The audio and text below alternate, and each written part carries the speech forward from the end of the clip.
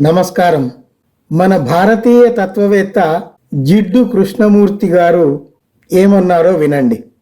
నిన్నెవరైనా Indian అని అన్నా, ముస్లిం అని అన్నా, క్రిస్టియన్ అని అన్నా, యూరోపియన్ అని అన్నా నీ మనసు కలుక్కుమని బాధపడుతుంది. ఎందుకలా అవుతుందో తెలుసా? నిన్ను ఎవరో ఈ విశ్వాన్నుంచి, ప్రపంచ మానవాళి నుంచి వేరు చేసి చూస్తున్నారు. జాతీయత, మతం, కులం లాంటి వాటితో విడగొట్టబడినప్పుడు మనిషికి కోపం వస్తుంది. విధ్వంసానికి పూనుకుంటున్నాడు. విధ్వంసం ఏ దేశానిదో, ఏ విశ్వాసానిదో, ఏ మతానిదో కాదు, ఏ రాజకీయ పార్టీదో కూడా కాదు, పోని వాటికి అనుబంధమైన వాటిది కూడా కాదు.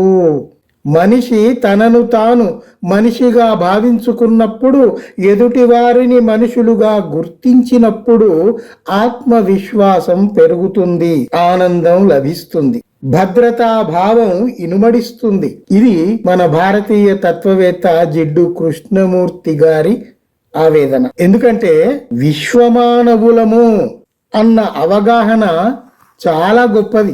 విశ్వమానవులం అన్న అవగాహనే చాలా గొప్పది. సమానత్వమే మానవవాదానికి లక్ష్యం అయినప్పుడు ఈ విభజనలు, ఈ విడగొట్టబడాలు చాలా బాధను కలిగిస్తాయి కదా. అందుకే చూడండి, ఇప్పుడు మనం ఎవరో ఒక్కరిని తప్పు పట్టడం కాదు, కానీ వామపక్షవాదులము అని చెప్పుకునే వారి దగ్గర లక్షణాలు ఉండటం లేదు. అభ్యుదయవాదులం అని చెప్పుకునేవారు అభ్యుదయవాదానికి దూరంగా బతుకుతున్నారు. హేతువాదులం అని చెప్పుకునే వారి మాటల్లో మనకు హేతువే కనబడదు. ఇక శాస్త్రజ్ఞుల మాట చెప్పాల్సిన పనే లేదు. వాళ్ళు శాస్త్రజ్ఞులుగా ఎదుగుతారు, కనీస ఇంగిత జ్ఞానం లేకుండా, వివేకం లేకుండా మూఢభక్తిలో ప్రవర్తిస్తుంటారు. ఇలాంటప్పుడు ఈ దేశం, ఈ ప్రపంచం, ఈ మానవాళి ఎలా బాగుపడుతుంది? ఇప్పుడు మనం వైజ్ఞానిక ప్రజాస్వామ్యం సాధిద్దామని అనుకుంటున్నాం. అంటే సైంటిఫిక్ సోషలిజం. సైంటిఫిక్ సోషలిజం ఎలా వస్తుందండి? ఇన్ని విభజనలు, ఇన్ని విశ్వాసాలు, ఇంత మూఢత్వం గూడు కట్టుకొని ఉన్నప్పుడు సైంటిఫిక్ సోషలిజం ఎలా వస్తుంది? ఉదాహరణకు మీరు కొన్ని విషయాలు చూడండి. ఇందాక నేను చెప్పాను, అభ్యుదయవాదులు, విప్లవవాదులు, హేతువాదులు, వైజ్ఞానికులు, వామపక్షవాదులు, ఇంతమంది ఇన్ని రకాలుగా ఉంటే వీళ్ళు ఏం చేస్తున్నారు? హిందూ దేవుళ్లను, మతంలోని లొసుగుల్ని విమర్శించరు, వాటి దుర్మార్గాల్ని చర్చకు రానియరు. మనకొక వైజ్ఞానిక సంస్థ కూడా ఉంది, అది దేవుడి గురించి మాట్లాడదు, ఉట్టి వైజ్ఞానిక విషయాలు మాత్రమే ప్రచారం చేస్తాం అని అంటుంది. అసలు దేవుడు అనటమే ఒక పెద్ద మూఢనమ్మకం అయితే దాని గురించి మాట్లాడకుండా పక్కన పెట్టడం ఎలా సాధ్యం? తప్పు కదా. ఇంకా చూడండి, ఈ గ్రూపు, ఈ వీళ్ళంతా, నేను ఇందాక ఉదహరించిన వీళ్ళంతా కులాన్ని పట్టించుకోరు. కుల వ్యవస్థ సమస్య కాదంటారు. కులాలు, ఈ భేదాలన్నీ ఉపరితలంగా ఉన్నవి, వాటి గురించి మనం మాట్లాడాల్సింది ఏమీ లేదు అని తేల్చేస్తారు. ఇంకొక ముఖ్యమైన అంశం ఏమిటంటే, మన భారతదేశ సమస్యలకు పరిష్కారాలు భారతదేశపు పరిస్థితుల్లో నుంచే చూపాలి. విదేశీయుల పరిస్థితులు చూసి, అక్కడి పరిస్థితులను బట్టి వాళ్ళు తీసుకున్న నిర్ణయాలు తెచ్చి మనం ఇక్కడ అన్వయిస్తాము, అప్లై చేస్తాము అంటే కుదరదు కదా. ఇతర దేశాలకు భారతదేశానికి చాలా తేడా ఉంది కదా. అందువల్ల మనం ఏ సమస్యకైనా పరిష్కారం ఎక్కడి నుంచి సాధించాలి? ఇక్కడ ఈ భారతదేశపు సమాజంలో నుంచే సాధించాలి. ఇక్కడి పరిస్థితులను, ఇక్కడి వాతావరణాన్ని, ఇక్కడి అన్నిటినీ అవగాహన చేసుకుని అందులో నుంచి మనము కొన్ని పరిష్కారాలు వెతుక్కోవాలి. అందువల్ల భారతదేశపు సమస్యలకు పరిష్కారాలు భారతదేశపు పరిస్థితుల్లోంచే చూపాలి, కానీ పాశ్చాత్యుల పరిష్కారాలు ఇక్కడ పనికిరావు అని గ్రహించుకోవాలి. సులభ మార్గాల్ని వెతక్కుండా తుపాకులతో జనాల్ని సిద్ధం చేయటం భావ్యమా? మరొక ముఖ్యమైన విషయం, ఓటు హక్కును పక్కన పెట్టి సాయుధ పోరాటం బోధించటం ఎందుకు?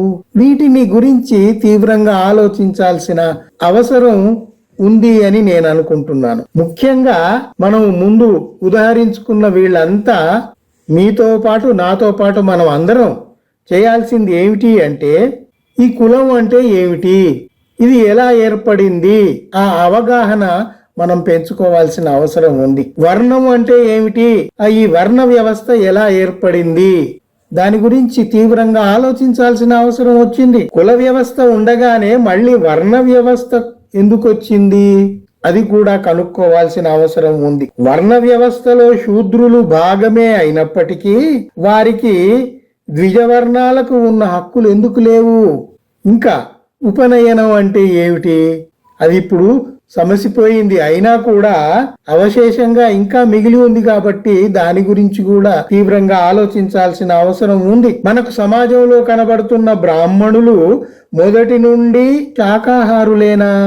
వారు గోమాంస భక్షణ ఎప్పుడూ చేయలేదా? చేస్తే అది మానేసి పూర్తి శాకాహారులుగా ఎందుకు మారారు?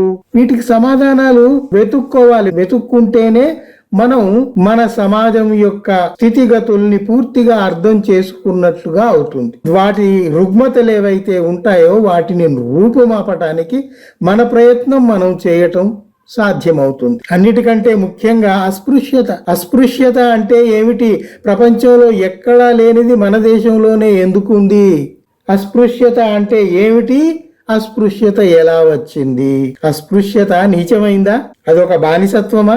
ఇవన్నీ ఆలోచించాల్సిన అవసరం ఉంది. మన వాళ్ళు వర్గ పోరాటం అని చెప్తూ ఉంటారు. కానీ సమాజంలో పేరుకుపోయిన ఇన్ని దుర్మార్గాలని పక్కన పెట్టి, అంటే అసలు విషయాలన్నిటినీ పక్కన పెట్టి వర్గ పోరాటం అని బోధించటం అవసరమా?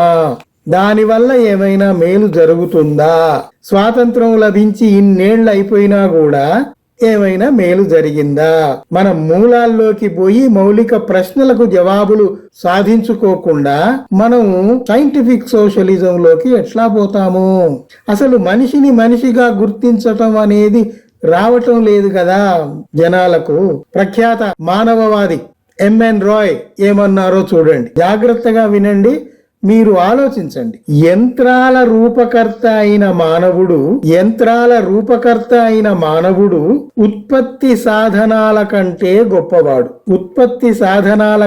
గొప్పవాడు. పరిణామ క్రమంలో మనిషి సుత్తితో పుట్టుకురాలేదు, అద్భుతమైన మెదడుతో వచ్చాడు. మనిషి మెదడు దానికదే ఒక ఉత్పత్తి సాధనం. ఒక శక్తిమంతమైన యంత్రం కంటే కూడా అది శక్తిమంతమైంది అని అన్నారు ఎంఎన్ రాయ్, ప్రఖ్యాత మానవవాది. మనం ఉత్పత్తి సాధనాల గురించి, వర్గ పోరాటాల గురించి, వీటి గురించి ఎక్కువగా మాట్లాడుతూ అసలైన విషయాలు మాట్లాడటం లేదు. మనిషిని మనిషిగా గుర్తిద్దాం, మనుషులందరికీ సమాన స్థాయిని ఇద్దాం అన్న విషయం మర్చిపోతున్నాం. అది మర్చిపోయి ఇంకా సైంటిఫిక్ సోషలిజం గురించి మాట్లాడితే ఎలా సాధించగలం అని నాకొచ్చిన కొన్ని అనుమానాల్ని నేను మీ ముందు పెడుతున్నాను. మీరు కూడా ఆలోచించండి, మీ మిత్రులతో చర్చించండి. మనం ఏ దిశలో ప్రయాణించాలో మనం కలిసి నిర్ణయించుకొని ముందుకు పోవాల్సిన అవసరం ఉంది. సైంటిఫిక్ సోషలిజం వైపు పోవాలంటే మనం ముఖ్యంగా మనిషిని మనిషిగా ఆహ్వానించాలి. ముందు ఆ పని చేస్తే మిగతా పనులు వాటంతటవే జరుగుతాయి. ఆ పని చేయటానికి ఎన్నో అడ్డంకులు ఉన్నాయి, మీరు ఆలోచించి చూడండి. వాటిని ఛేదించుకొని మనమంతా మనుషులం, విశ్వమానవులం, మనదంతా ఒకటే స్థాయి అనేది మనం గుర్తించుకోవాలి. డార్విన్ ఏం చెప్పాడు? ప్రతి ఒక్కడికి మరొకడితో సంబంధం ఉంది. మరొకడు అనేవాడు ఈ దేశం కావచ్చు, పరదేశీయుడు కావచ్చు, ఏ ఖండంలో ఎక్కడ ఉన్నా కూడా వాడు మనకు బంధువే. ఐన్స్టీన్ గనక ఒక వస్తువుకు మరొక వస్తువుతో అవినాభావ సంబంధం ఉంది అని థియరీ ఆఫ్ రిలేటివిటీ ఎట్లా చెప్పాడో డార్విన్ అదే చెప్పాడు. నీకు నీవే లేవురా, నీకు వేరే ఒక వాడికి, వేరే పక్క వాడికి, ఎదుటి వాడికి, వేరే దేశం వాడికి, అందరికీ నీతో సంబంధం ఉంది. Genetic relation, genetic code. Science ను అర్థం చేసుకుంటే మనం విశ్వమానవులం అనేది అర్థమవుతుంది. సరే, ఈ విషయాలు మీరు కూడా ఆలోచిస్తారని మీ ముందు పెట్టాను. మరోసారి మరిన్ని విషయాలు మాట్లాడుకుందాం. ప్రస్తుతానికి సెలవు. Thank you for your patient listening.